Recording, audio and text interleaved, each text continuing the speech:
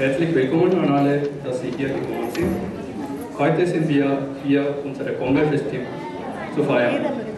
Und das heißt Thai Pongal. Und Thai Pongal ist ein tamilisches Erntedankfest. Und es wird am Anfang des Tamil-Monats Thai ist immer gefeiert.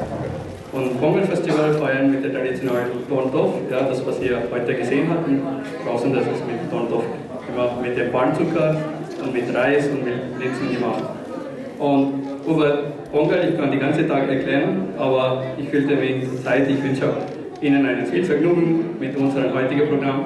Und jetzt fangen wir mit unserem ersten Programm an. Das ist die Begrüßung von unserem Präsident des Tamil Kulturvereins, Herrn Sridhar Bashir. Danke.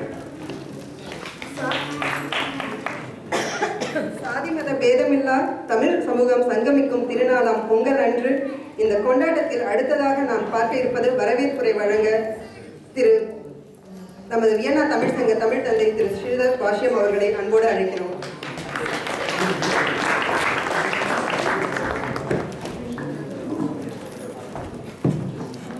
அனைவருக்கும் வணக்கம்.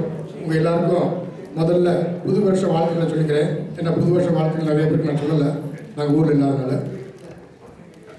இனிய பொங்கல் நல்வாழ்த்துக்கள். பொங்கலை பற்றி சொல்லிக்கொண்டே போகலாம். எனக்கு முன்னாடி பேசின 2 பேரும் அழகாக பொங்கலை பற்றி சொல்லிட்டாங்க. இனி பொங்கலை பற்றி சொல்லி போர் அடிக்க விரும்பலை. இங்கே வந்திருக்கிறவங்க அனைவரையும் வருக நான் வரவேற்கிறேன். எம்பசியிலிருந்து second councillor mister Brajesh Kumar வந்திருக்காரு. அவரை நம்ம தமிழ் சங்கத்துக்கு வருக வரவேற்கிறோம்.